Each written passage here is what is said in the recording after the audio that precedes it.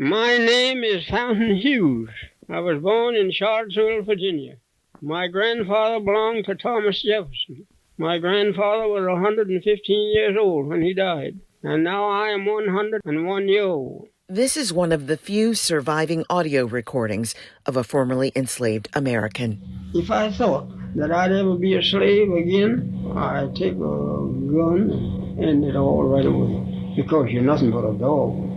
Time cut tobacco, cut all night long out in the field. And if they want you to hang all night long, you hang tobacco. It didn't matter about your being tired. You're afraid to say you're tired. You're not a thing but a dog. The interviewer called him Uncle Fountain. Shally Marshall called him Pap. He was her great-grandfather, and for much of her early life, they lived under the same roof. Even after he retired, he walked every day. He got dressed every day, put on a suit with a vest and tie. And he would walk out in the park and he would sit on the bench and, he would greet people. He'd left Charlottesville in 1881, eventually settling in Baltimore and speaking about the bitter fruit of slavery almost never. It must have been a tough time for him when he was a kid because he was young when the Civil War ended. People had to go and fend for themselves, and he had to eat rats in order to survive. He did tell me that. After we got freed and they turned us out like cattle, we didn't have nowhere to go. We didn't know nothing. There wasn't no school. We had no property. We didn't have no home. The dogs have got it now better than we had it when we come along. I didn't have nowhere to go. I didn't have nowhere to sleep. I didn't know what to do. When I think of it today, I don't know how I'm living. But still, I don't like to talk about it because it makes people feel bad. For many Americans, the idea of slavery seems ancient, something in old books, and so far in the distant past that it has no bearing on our lives today. I think what is important to understand is that it was something that didn't happen, so long ago that it's completely removed from public memory in the sense that we still carry the legacies of it physically, I think emotionally, spiritually, culturally, communally. It's still there.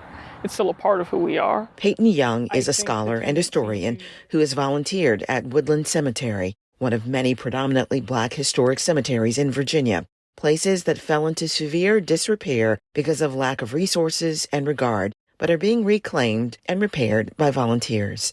Much of Young's work is in honor of ancestors. My great-great-great-grandfather, John Jefferson, came to Richmond around 1890 seeking new opportunities. He ultimately died of a stroke in the summer of 1934 at his home on 1400 St. James Street, which is actually right down the road.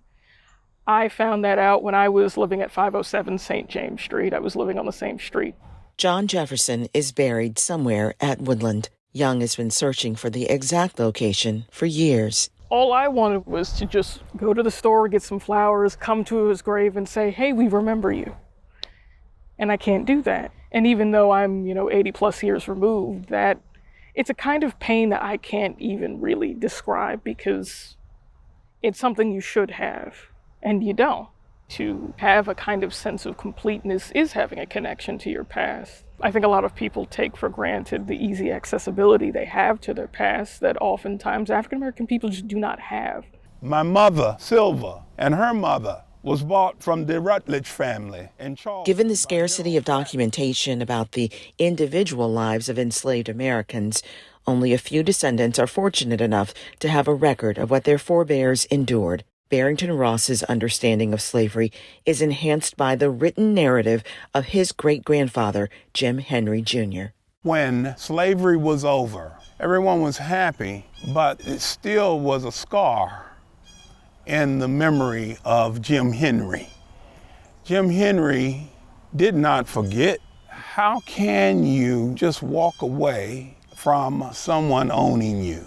How can an individual pick up another life immediately following the gruesome toil of slavery on their lives and after a war and just think that everything is just going to be okay? Trauma expert Simone Jacobs says everything was and is far from okay in the aftermath of slavery. Slavery was a systematic process of abuse that went on for hundreds of years. We have to understand that in order to keep a group of people subjugated, you have to destroy family connections. You have to destroy attachments. And so what slavery did, how you kept 30 people who were working in your fields from attacking the 10 people up in the big house, was that you made sure that they were constantly living in fear. I think the statistics are like 1 in 3 marriages were broken up, 1 in 5 children were taken away from their parents, but that's just the statistics. We know that it was much worse than that.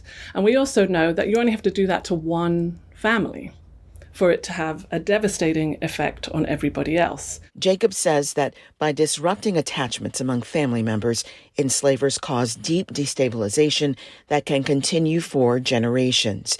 After slavery, promises of government support were short-lived or unfulfilled. Despite that, Black people built thriving communities through their own resilience, intelligence, and ingenuity. Often, as in the case of Greenwood in Tulsa, Oklahoma, racism stepped forward to violently interrupt Black progress, creating more trauma. Money exchanged hands 12 times before it left the community. But then you get the act of destruction of that community, and that's going to have ripple effects, right? Obviously on the people directly involved in that destruction, but it's going to affect other people in other places so they no longer feel secure too. So those are the ways in which breaking up a person's sense of security can have long-term effects. Long-term effects that stretch into the present. Carrie Mosley Hobbs, with her family's More Than a Fraction Foundation, is exploring the impact of their family's enslavement at Smithfield Plantation in Blacksburg. In fact, the first step is taking a unique inventory of the fraction descendants to pinpoint traits of the ancestors. It's hard to talk about the enslaved communities because there's not any documentation. And so we realize as a family that we are the documentation. And so we go about the work that we're doing from that point of view. We'll tell you about ourselves in order to tell you about who they were. And that's the best way to go about it. The More Than a Fraction Foundation is involved in a scientific study to determine to what degree reconciliation, healing the trauma from slavery and racism, is even possible for America.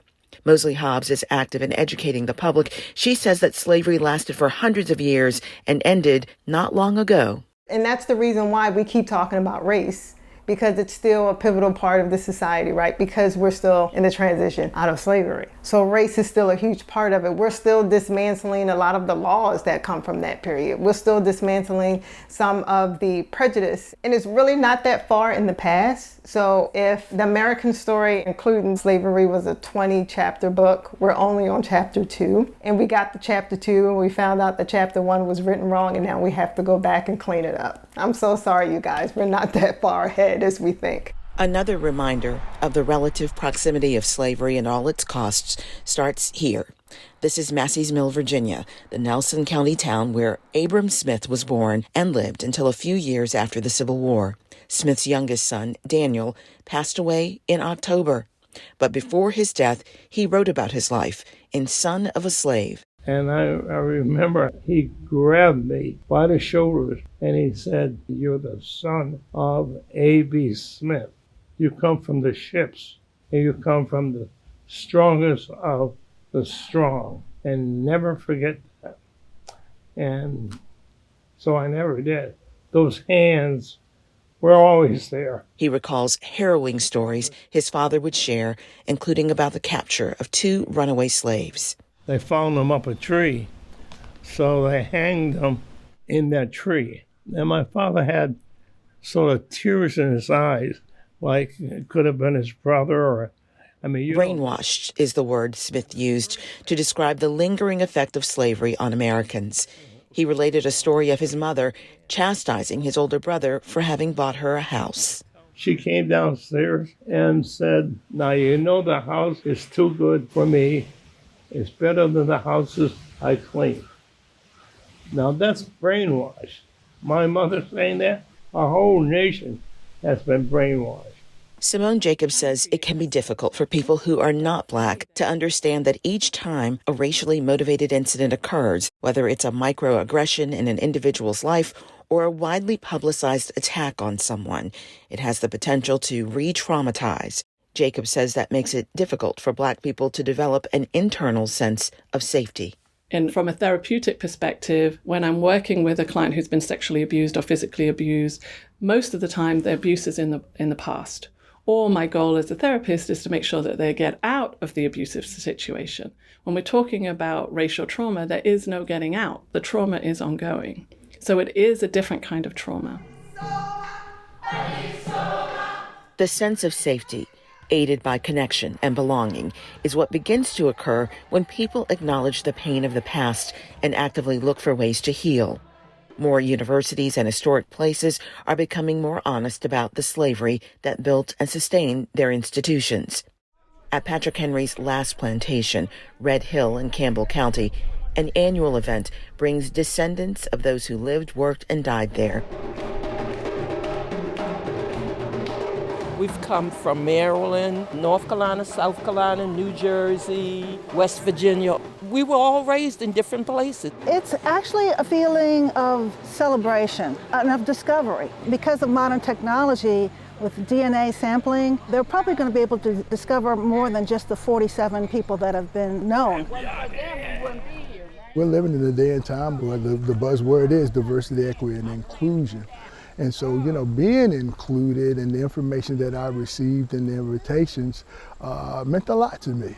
I've got children, I've got grandchildren, I've got great-grandchildren, and I'm hoping, those doors will also be open for them as well. Barrington Ross's great-great-grandfather, Jim Henry Sr., was once property of Patrick Henry's family. Ross is among those who've traveled far to learn about their people and to show respect.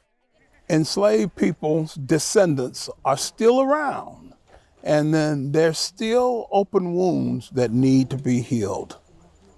Peyton Young is Red Hill's historical advisor and sees this as the kind of project that will begin to heal trauma through openness and honesty.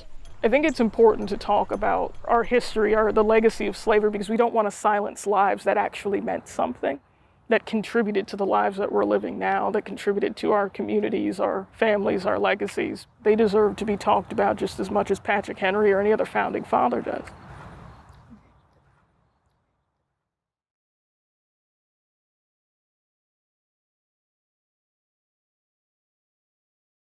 Thank you for watching. Continue to follow Virginia News and Stories by subscribing to our VPM YouTube channel.